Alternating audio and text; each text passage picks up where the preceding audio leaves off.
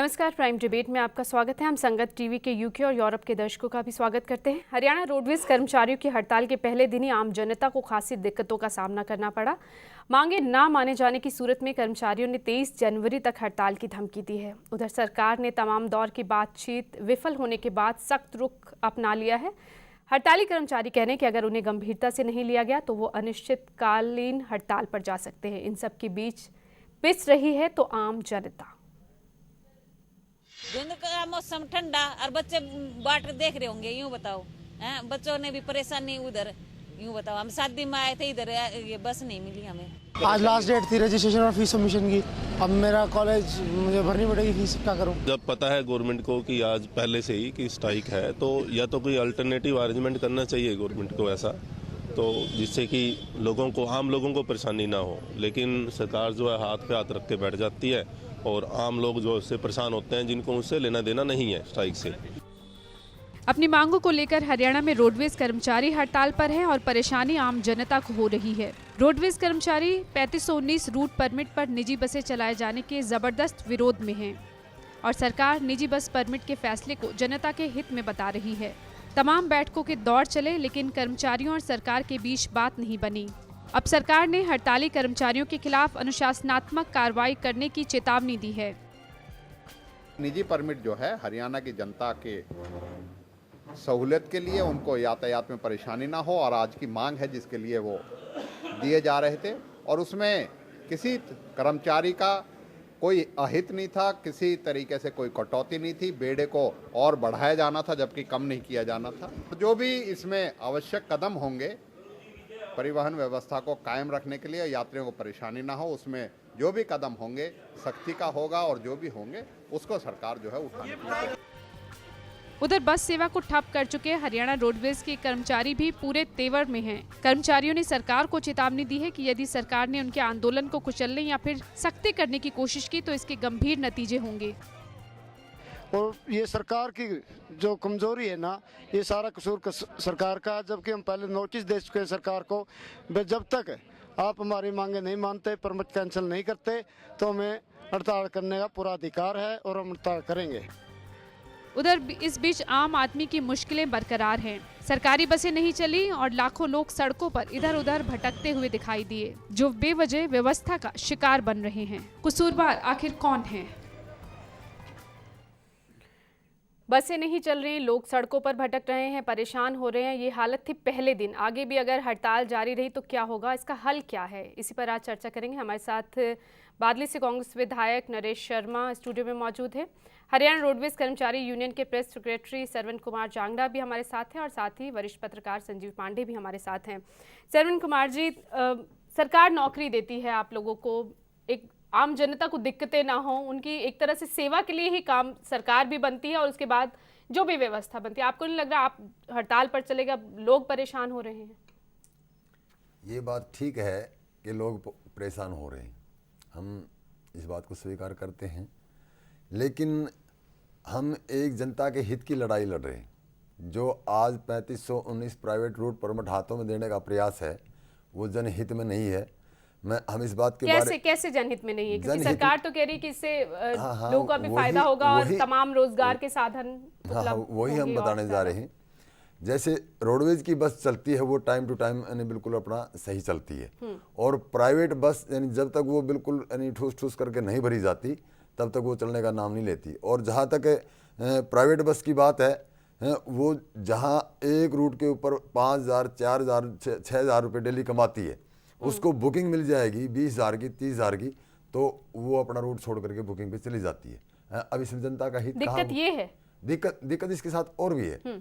हम कर्मचारी हैं, ये बात ठीक है, उसके साथ साथ हम जनता का अभिन्न अंग भी हैं। हम भी चाहते हैं कि यानी ज़्यादा से ज़्यादा अपना युवा बेरोजगारों को नौकरी मिले, जिसमें हमारे यानी परिवार के, हमारे यानी समाज के लोग इसमें भर्ती हों, युवा बेरोजगारों को रोजगार मिले, यानी जो शिक्षित हो चुके। फिर क्या दिक्कत है उसमें? यानी दिक्कत यही है कि जो अब प्राइवेट परमिट दिए जाएंगे तो उन बसों के ऊपर जो कार्यरत कर्मचारी हैं उनका भारी शोषण होता है, जो यानी जीवन यापन करने के लिए उनको वेतन नहीं मिल पाता। हैं, उसमें ये है कि जो उनके ऊपर काम करते हैं मात्र 3,000-4,000 रुपये मासिक हैं, और उसके जो ड्यूटी के घंटे हैं वो 14 से 16 घंटे डेली प्रतिदिन होते हैं। वेतन और समय की बात आप कह रहे हैं? जी हाँ। बस, और कोई प्रॉब्लम नहीं है, और कोई समस्या नहीं है इससे? नहीं, समस्याएं तो और भी बहुत हैं। यानी वेतन की बात है, उसके साथ साथ समय की बात है, और जो एक कर्मचारी को सुविधाएं मिलती हैं उससे वो तो मैं सुन रही हूँ कि तमाम जो आपकी और सुरजेवाला जी की बात हुई वो बातें मान ली गई थी। सिर्फ ये जो प्राइवेट बसेस को जो परमिट दिए जा रहे हैं उससे आपको समस्या है? हाँ, उसी समस्या है। नरेश शर्मा जी, लोग परेशान हो रहे, सरकार क्या कर रही है? आप लोग क्यों नहीं कोई देखिए, पहले तो मैं मैडम रास्ता निकालता? ये स्ट्राइक ही दुर्भाग्यवंश है। बातचीत का सौहार्दपूर्ण वातावरण में सरकार का दरवाजा खुला हुआ था, खुला हुआ है। बातचीत तो हुई भी है। अभी मैं मंत्री जी से काफी इनकी मांगे मान ली गई थी, लेकिन मैं इसको हठधर्मी की संज्ञा दूंगा। फिर भी नम्र निवेदन और आग्रह अपने साथियों से, भाइयों से करना चाहूंगा कि जनता के हितों को देखते हुए निजी हितों की रक्षा तो करने के लिए आप आ रहे हो, लेकिन जनहित को भी ध्यान करो। आप कर्मचारी हैं और कानून हाथ में लेने की कोशिश नहीं करनी चाहिए। और मैंने पहले भी एक मीडिया के माध्यम से अपने साथियों को कहा था कि कोई भी एक एक कार्यकर्ता कांग्रेस पार्टी का, एक एक पदाधिकारी कांग्रेस पार्टी का, एक एक विधायक आपको सहयोग देने के लिए तैयार है। जहां भी बातचीत से रास्ता निकलेगा। क्यों नहीं कोई रास्ता निकला? फिर जब आप लोग की बातें हुई, इतनी बैठकें हुई, नवंबर से नवंबर में भी ये सांकेतिक हड़ताल पर ज्यादातर मांगे इनकी जो वाजिब थी वो मान ली गई, और उन पर ये गौर भी किया जा रहा था। ये निजी और बस परमिट वाली आपको गैर वाजिब लग रही है? देखिए मैम, यही आपको गैर वाजिब लग रही है एक आदमी एक गाड़ी जो परमिट मिलेगा 5-7 आदमियों को रोजगार देती है।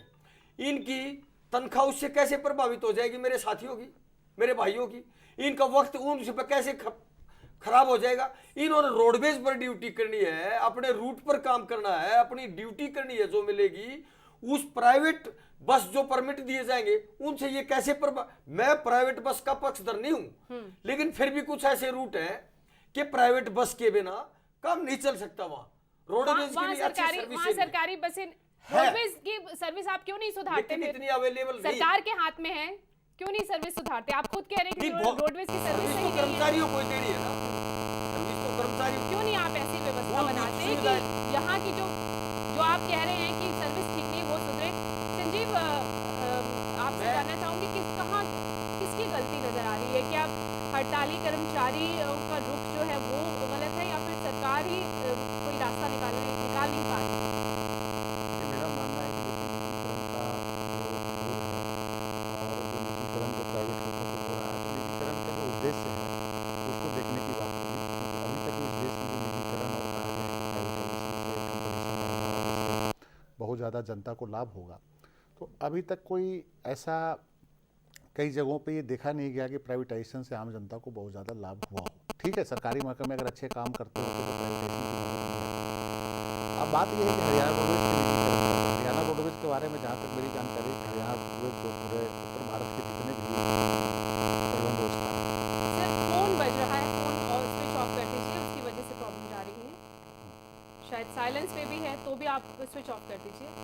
तो प्राइवेटाइजेशन जो है, प्राइवेटाइजेशन का जो लाभ जो है बेसिकली वो बाकी राज्यों में जहाँ पे प्राइवेटाइजेशन किया गया, जैसे पंजाब निजीकरण है, लेकिन उसका लाभ जो है आम जनता को बहुत हद तक नहीं मिला है। नहीं, हाँ, मेरा ये मानना है कि प्राइवेटाइजेशन के बाद वहाँ पे जैसे परिवहन सेवा में प्राइवेटाइजेशन जो हुआ है। संजीव, आप कुछ कह रहे थे कि निजी बसों से बहुत ज्यादा फायदा पंजाब में नहीं हुआ। मेरा ये कहना है कि जैसे हरियाणा रोडवेज में जो कुछ प्राइवेट रूट जो दिए जा रहे हैं, ये district to district private route दिए जा रहे हैं। पंचकूला, अम्बाला, पानीपत, ये जिले से जिले को जोड़ने के प्राइवेट रूट्स हैं। अभी मेन हाईवेज पे नहीं दे रहे हैं। सरकारी बसें चलाई जा सकती हैं? यहाँ पे सरकारी बसें चलेगी, साथ में प्राइवेट बसें भी चलेंगी, लेकिन ये है कि पहले ये सरकार को देखना चाहिए कि जो 1993 में जो इन्होंने प्राइवेट बसेस के रूट जारी किए थे गाँवों से, वो कितना लाभदायक रहा, क्या वो परफॉर्मेंस सही कर पाए।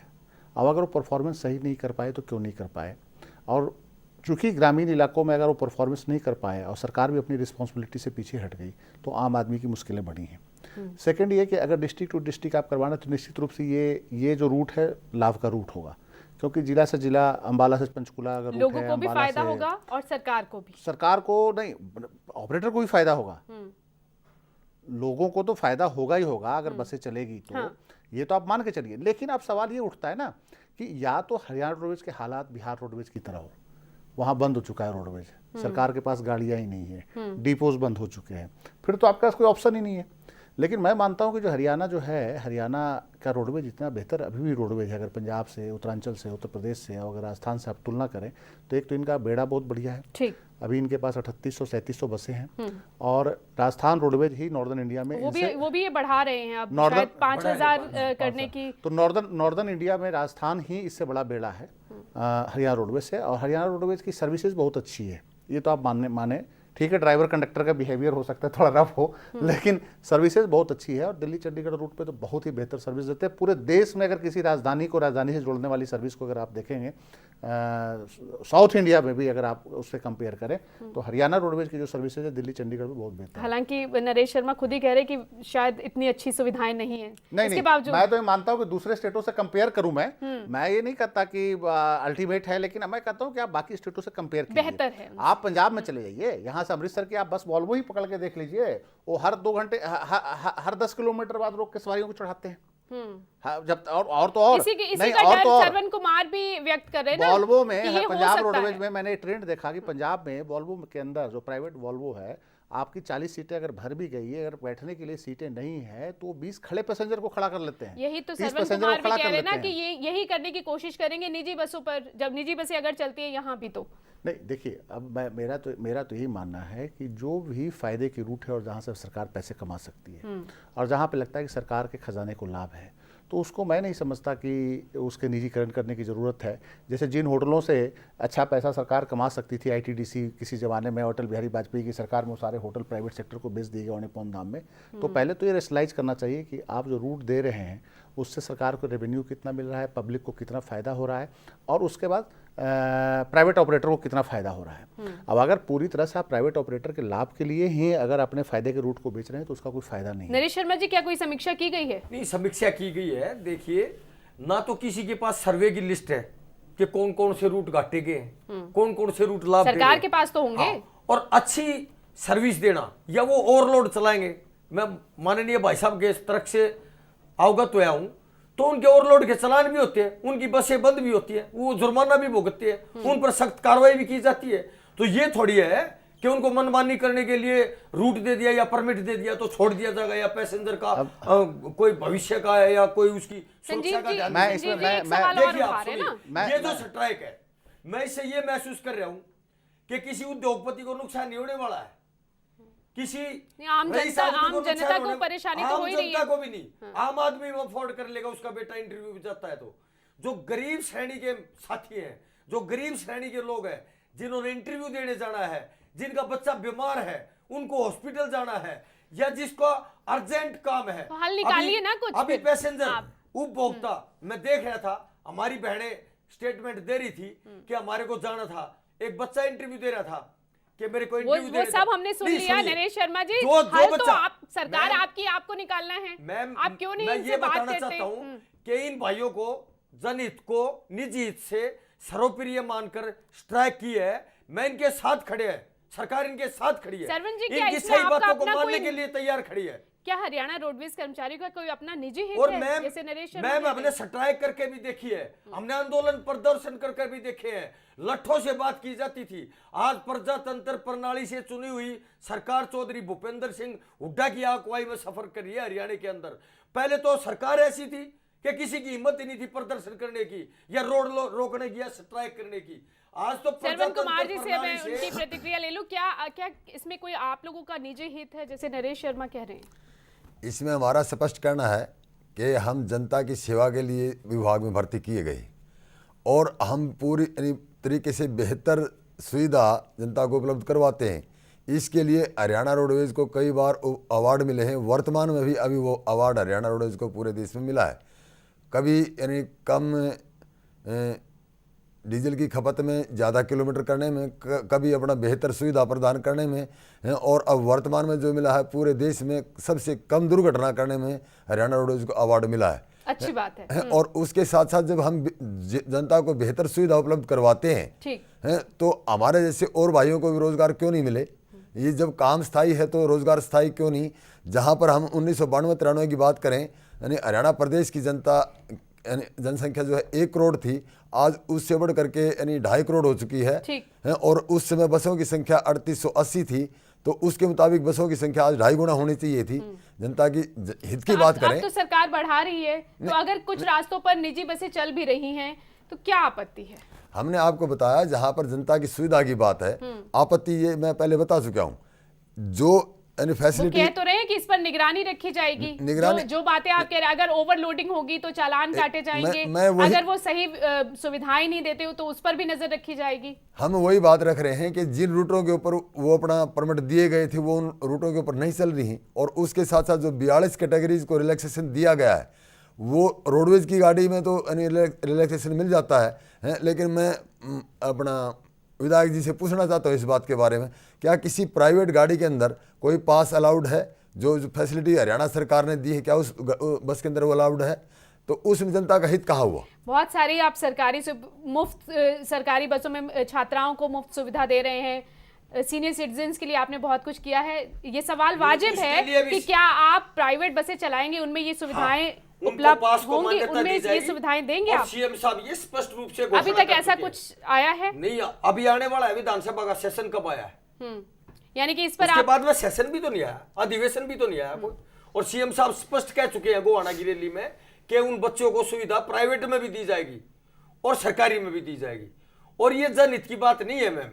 पहले जब ओम प्रकाश चौटाला जी की सरकार थी तो वो तानाशाही करती थी, कितनी स्ट्राइक हुई, इतिहास उठाओ, गवाह है, रिकॉर्ड की चीज है। कितने बार नहीं उनसे हम कितने बार सकते थे? नहीं, वो आते भी हैं, अभी सेशन है, आएंगे, इस बात के बारे में हम और आप भी वहां लाइव शायद चलेगा तो दिखाना। तो मैं ये कह रहा हूं कि जो ये स्ट्राइकों की मार है किसी उद्योगपति पर नहीं पड़ती, किसी पर अच्छे वो सब जानते हैं कि आम जनता भुगत रही है। आर्थिक स्थिति जिसकी ठीक ठाक है उस पर भी नहीं पड़ती। सरवण जी, अब आगे आप क्या कदम उठाने वाले? पहला दिन है हड़ताल, लोग इतने परेशान हो रहे, दर दर भटक रहे हैं, आप देख रहे हैं पूरे हरियाणा का हाल है। तो क्या कदम उठाएंगे? मैं 3 दिन अभी और है, उसके बाद आप कह रहे हैं कि आप अनिश्चितकालीन हड़ताल पर चले जाएंगे। हम इसमें स्पष्ट कहना चाहते हैं कि आंदोलन हमारा कोई शौक नहीं है, हमारी मजबूरी है। और इसमें जो चालक परिचालक के बारे में जो हाई कोर्ट ने फैसला दिया है, और जहां पर एक तरफ सरकार का कहना था, अभी वार्ता में ये निकल करके आया है कि सरकार ने इस केस को अपना आपके पक्ष में लेकर के गई है, जिसके कारण हाई कोर्ट ने फैसला दिया है। और उसके साथ साथ यानी एक तरफ हाई कोर्ट ने फैसला दिया है तो दूसरी तरफ यानी खुद सरकार स्वयं सुप्रीम कोर्ट में अपील के लिए जा रही है। तो ये तो एक दो तरफी चाल होगी। अब आप चाहते क्या? अगर ये बात, इस पर अगर बातचीत नहीं बनी तो क्या आप इसी तरह हड़ताल पर ही रहेंगे? अगर ये जो निजी बस परमिट देने का मामला है, इस पर अगर सरकार भी नहीं मानी, सरकार जैसे कह रही है कि सख्त रवैया अपनाएगी, तो क्या आप अपनी मांग से कुछ टस से मस होंगे या नहीं होंगे? आम जनता की असुविधा को देखते हैं। यानी ये जनता की दुविधा, हमारी अपनी दुविधा, हम इसको अपना दुविधा समझते हैं। लेकिन अकेले परमिट और अकेले चालक परिचालक की ही बात नहीं है। जहाँ पर हम अपने वेतनमान की बात करें, जिस समय केंद्र सरकार ने 6ठे वेतन आयोग का गठन किया था, उस समय हमने माननीय मुख्यमंत्री जी को अपील की थी कि आप हरियाणा प्रदेश के अंदर भी 6ठे वेतन आयोग का गठन कीजिए। तो उस टाइम में माननीय मुख्यमंत्री जी ने कहा था कि हमारे को यहाँ पर वेतन आयोग का गठन करने की आवश्यकता नहीं है, जैसे सेंट्रल गवर्नमेंट देगी हम एचटी देंगे। लेकिन उसके बाद में जैसे सेंट्रल गवर्नमेंट ने दिया तो उसके बाद हुआ क्या? वेतन विसंगतियों पर भी तो बात बन चुकी है ना आपकी, बातचीत हुई है, उस पर तो बात बनी है कि नहीं बन पाई है जी। 14 मांगों पर अभी मैं मंत्री जी से मिलकर आया था और इनसे बातचीत हुई सौहार्दपूर्ण वातावरण में। 14 मांगों पर इनकी बात मान ली गई थी। और ये कहे सिर्फ निजी बस परमिट वाला मामला, वक्त खत्म हो गया, चर्चा को खत्म करने का वक्त हो गया। संजीव, आपको क्या लगता है कैसे अब बीच का रास्ता निकल सकता है? देखिए, बीच का रास्ता तो कोई बहुत बड़ा मसला नहीं है। मैं समझता हूँ कि अगर 4500 बसों को फ्लीट करने की डिमांड है तो सरकार के पास इतना पैसा है, वो 4500 बस कर सकते हैं। सेकंड के अगर ज़्यादा से ज़्यादा और एम्प्लॉइज़ रखने हैं तो सरकार अभी 60,000 तो ऐसे ही कर्मियों को रखने की घोषणा मुख्यमंत्री ने की है, तो वो भी रख सकते हैं। जहाँ तक निजीकरण का सवाल है तो निजीकरण के सवाल के साथ कुछ मानदंड हैं। जैसे शर्मा जी बोल रहे हैं कि हम कानून को लागू करेंगे। मैं समझता हूँ कि ये परिवहन व्यवस्था में कानून लागू करना बड़ा संभव नहीं है। पंजाब में हम देखते हैं कि जो निजी ऑपरेटर्स है वो सरकारी डिपों पर उनका कब्जा होता है। सरकारी बसों को तो भगा दिया जाता है, उनकी बसें ओवर टाइम लेकर वहाँ खड़ी रहती है और पूरी तरह से उनकी दादागिरी चलती है। तो उसको कैसे हरियाणा कंट्रोल करेगी, आसपास के राज्यों में भी स्थिति है, तो कैसे हरियाणा सरकार कंट्रोल करेगी। बाकी जो तमाम जो अगर आप सुविधा कर रहे हैं कि 42 तरह के हरियाणा में कंसेशंस हैं लोगों को, और सरकार कहती है कि हम घोषित करवा देंगे, लेकिन वो प्राइवेट ऑपरेटर कितना मानेंगे, ये सारी चीज़ों को देखना होगा। बहुत सारी मतलब चीजें कि हैं जो सरकार को ध्यान में देखते हुए फिर पर ये उससे फैसला पहले करना भी होगा। जरूरी है कि ये नहीं, हड़ताल बहुत सारे- खत्म हो। मैम कोई नरेश 4 जी, बस चर्चा चलने को से खत्म- ट्रांसपोर्ट विभाग तो नहीं बन जाता जो ना। पॉइंट संजीव उठा रहे हैं अब वो तो बहुत वाजिब कितना- है। नहीं। मुझे लगता है सरकार इस पर ध्यान देगी चर्चा को खत्म करने का, क्योंकि वक्त हो गया है। उम्मीद यही करते हैं कि कोई ना कोई बीच का रास्ता निकले और ये हड़ताल नहीं, खत्म हो, जितने ताकि भी जो आंदोलन आम हुए, जितनी भी जनता को स्ट्राइक परेशानी हो रही है वो ना हो। जितने भी आंदोलन हुए, जितनी भी स्ट्राइक हुई, जितने भी कितनी लंबी चली, छोटी चली, उनका रास्ता कैसे निकला? चलिए वो उम्मीद बातचीत करते के हैं माध्यम से। उम्मीद और अब करते हैं भी इस बार दरवाजे भी खुले बातचीत हैं। से कोई ना कोई रास्ता निकल आएगा। शुक्रिया आपसे अभी अपने चर्चा में। प्रतिनिधियों को बुलाए, मंत्री जी से मीटिंग कराता हूँ, अभी कराता हूँ जस्ट। चलिए उम्मीद करते हैं मिनटों कुछ के ना कुछ अंदर, रास्ता घंटों के निकले। अंदर शुक्रिया कराता आप हूं। सभी का इस चर्चा में शामिल बुलाए होने अपने के लिए। प्रतिनिधि हड़ताल का आज पहला दिन था, आगे ये हड़ताल क्या रुख लेती है और प्रशासन क्या कदम उठाता है, ये देखने वाली बात होगी। नमस्कार। खबरों की दुनिया में आइए, हमारे साथ कहीं भी और कभी भी जुड़िए। हम मिलेंगे फेसबुक पर, हम दिखेंगे यूट्यूब पर, हमें फॉलो कीजिए ट्विटर पर। खबरों के साथ बने रहिए रात दिन।